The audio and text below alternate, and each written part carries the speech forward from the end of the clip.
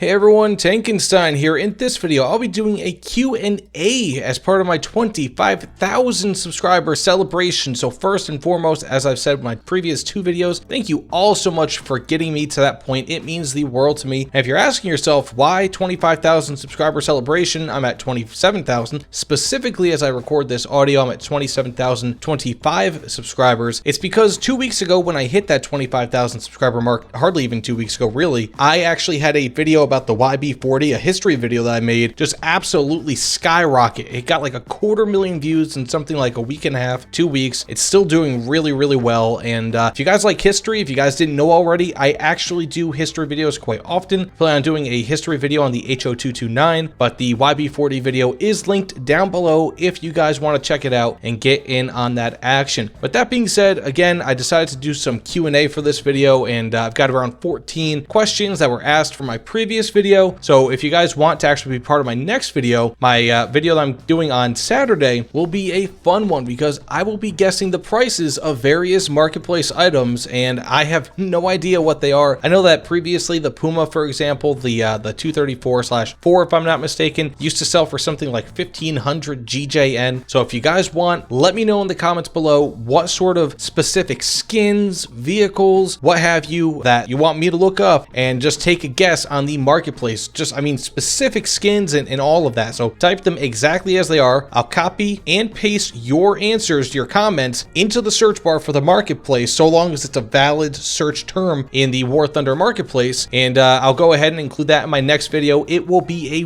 really, really fun video to see exactly how crazy some of these things are and to see how close I am to actually getting the correct prices for these items. Because, I mean, some of them are really not all that good vehicles, but they cost hundreds of dollars. So I don't know, I'm pretty excited about that. But with that being said, let's get into the questions. And for the first one, we have a question by Braden Deanne. And Braden asked, how many tech trees for tanks have you fully completed after 7 years? I'm a beginner and just want to hear the huge number. Now, Braden, get ready for a surprise answer. Believe it or not, I've actually not researched fully through any tank tech tree. I'm more of an aircraft player. I've fully researched the American Air tech tree with the exception of like 70,000 RP left on the A7E that I have, but every other plane for the American Air tech tree completely researched, not fully spaded, but fully researched the tech tree is. Now, when it comes to tanks, I do have up to the M1A1 HC for the Americans researched, and I'm actually almost done researching the M1A2. I've got up to the Leopard 2A4 with the Germans. I've got like BR 7.7 for the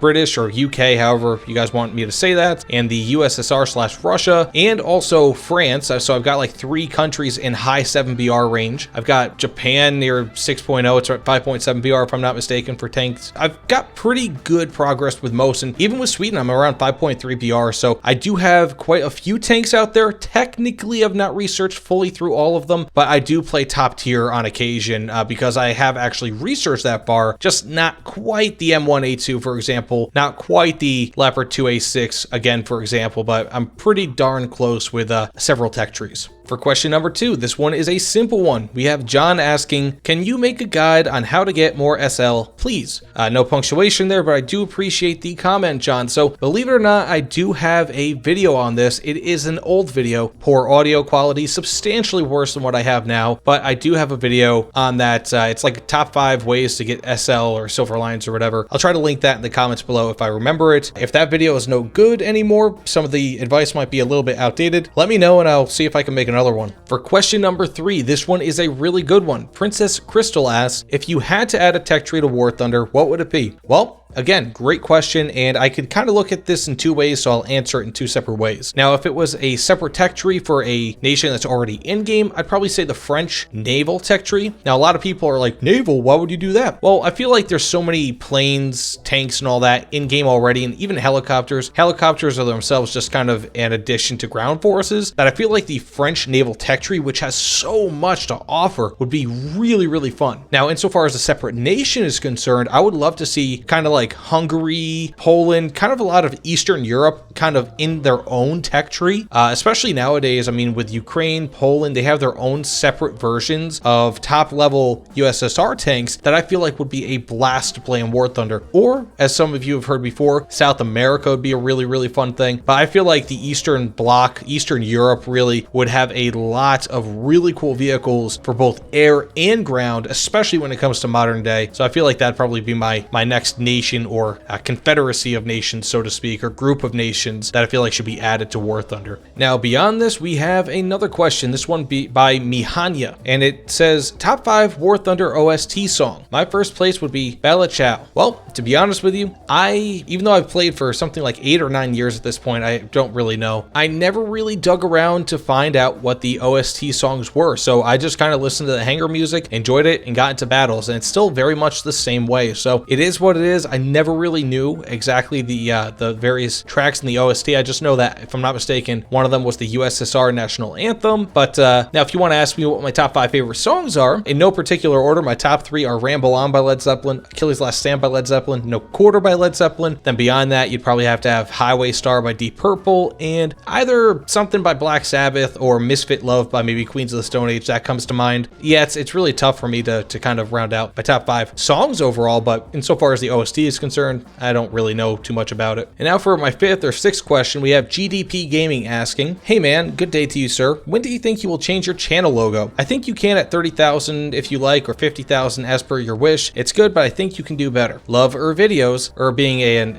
ancient city in ancient Mesopotamia.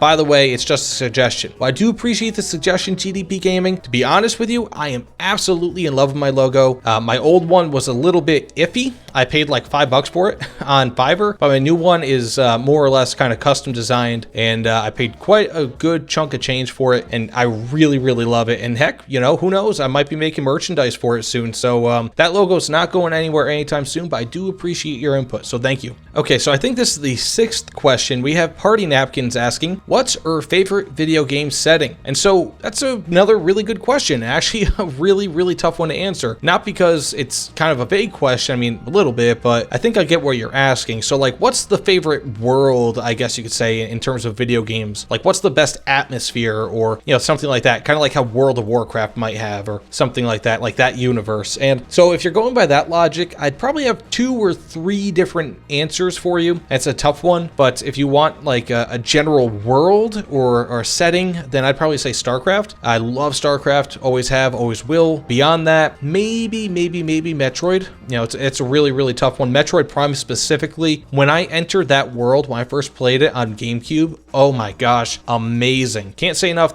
great things about it. I still go back to that game and just am blown away by it. So that's probably, you know what, Metroid Prime 1, maybe Metroid Prime 2. Those are my favorite video game settings. For question number 7, and this one's pretty similar. Mecha Dragoon asks, what's your favorite game and game franchise? So I have to go right back to StarCraft and Metroid. Metroid is probably, StarCraft, it's tough to say. I mean, I've had more enjoyment out of the Metroid games, but I almost kind of like StarCraft more because it's more of an expansive universe, and I like that. Also, it's an RTS. But when it comes to my favorite game, probably have to say Super Metroid is my favorite game. I mean, I was actually playing it a few weeks ago on the Switch. It still feels great. Still feels just like a perfect side-scrolling game. I mean, I absolutely love it. I think they call them platformers or whatever.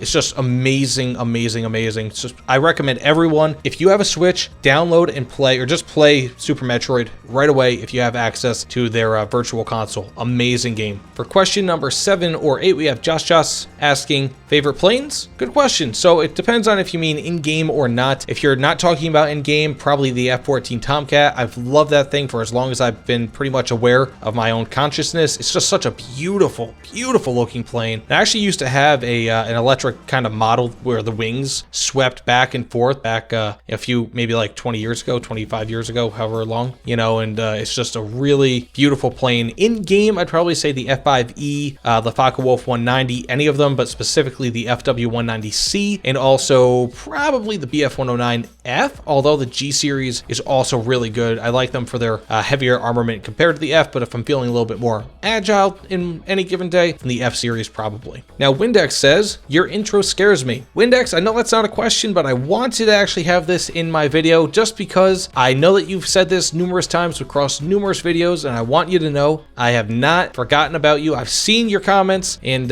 what scares you about my intro? I'll ask you that question because I can understand it's a little jumpy. It has the explosion noises, but yeah, just let me know. Now for number 10, and before I even get into this, let me know if you guys think that this is a little bit too long of a Q&A video. I want to give good answers for every question, so I hope I'm not boring you guys. I just kind of want to provide my insight, and give you guys, everyone who asked me these questions, the best answers possible. So Zombie Slayer asks, what are your thoughts on the Swedish ground tree? Emo, in my opinion. Most of the tanks up to rank 4 are not all that good, with the exception of the Lago 1 or Yago 1. I don't really know how it's pronounced. Good frontal armor, mobility, and turret rotation rate for the medium tank, but lacks effective ammunition to fight other medium tanks. To be honest with you, I have up through, I think around 5.0, 5.7 BR or something like that with the Swedish ground tree, and I'm not a big fan. It's just not something I've ever really enjoyed playing. It just feels very, I don't know if the word be obtuse. I wouldn't say obtuse, but everything feels very weird. It's almost like it's a bizarro tech tree, and I can understand why. I mean, it's a very unique country with very specific needs, and it just has such a unique landscape that they have to have the tanks that they have. For me, I'm not like a huge fan of it. I much prefer their planes. The ground tree is just not really my thing, and every single time that I try to grind with it and get farther in it, after about a match or two, I just kind of say, yeah, I'm going to play Germany. Now here's a good one. Akos fan asks, how old are you? Well, Akos, I'm not going to say exactly how old I am, but kind of gave a clue in a previous answer, I guess you could say. But I will say this, I am in my 20s. Now here's a really good question, one that I actually really like because it doesn't really have anything to do with War Thunder. Weston Simons asked, what's your dream car? So that's a good question. My dream car, and I'll kind of give you a little bit of history on this. I actually used to own a Camaro. I've driven a 2020 V8 Mustang. I've driven a supercharged 2016 Jaguar XF, a V8 Dodge Challenger, not the more powerful V8, but I believe it's the 5.7. I've also had a 4-cylinder Mustang, which was very underwhelming and the build quality was not good. Well, I've not owned it, but I've driven it for a few days, and I've driven a few other vehicles here and there, so I've got a good amount of experience, especially when it comes to 300 plus horsepower vehicles. And the Camaro was very fun, but insofar as my favorite car that I've owned, I'd say the Elantra Sport. In fact, I actually purchased it within 2 weeks of it being available in the US, the 2017 Elantra Sport, and I decided to make a review and also a 0 to 60 video on it, both of which are of terrible quality, and this is actually the way that I got my YouTube channel going. In fact, those 2 videos about the Elantra Sport are still on my YouTube, so if you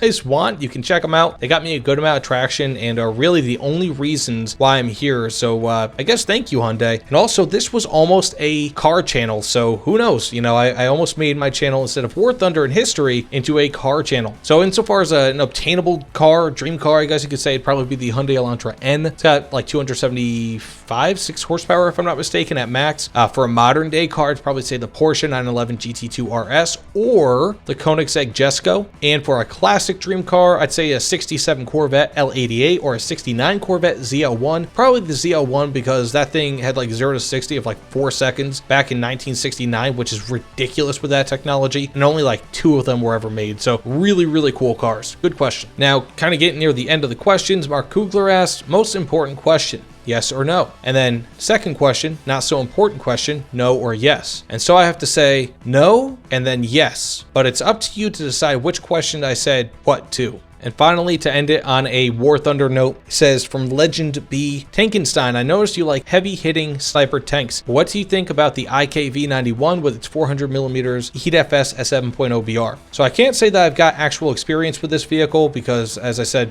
in a previous answer, I do not really have all that far in the Swedish Ground Forces tech tree. However, if I'm not mistaken, I have faced off against that tank numerous times, and it's one of those tanks that I've seen kill me a good amount of times, but I've not actually killed it a good amount of times. So and it's also one of those tanks, again, if I'm not mistaken, that I see people kind of call to have a higher BR. So I can't really tell you with any certainty, but it seems pretty powerful from my experiences with it. But I can't just use my poor quality play as a reason to justify me saying that a vehicle should have a higher BR, because if I did that, then that would almost kind of defeat the message that I've been pushing on my channel for so long, where it's don't blame everyone else, you yourself should get good. So if I'm dying to that tank, I should learn ways to defeat it, because I'm sure there's there's a good reason why it's around 7.0, maybe even 7.3 BR eventually. But that being said, thank you all so much for watching. This video, as with almost all of my videos where I'm just more or less freeform talking, is a little bit longer than I expected. You know, I hope I was able to give good answers for you guys. Please like, comment, subscribe, and also let me know what you guys think about this Saturday's video. Give me some good things to look up in the War Thunder marketplace. I want to do it. I want you guys to really have a good time with that, because I know I will. But either way, again, thanks so much, and I'll see you all on the other side. Take care, everyone.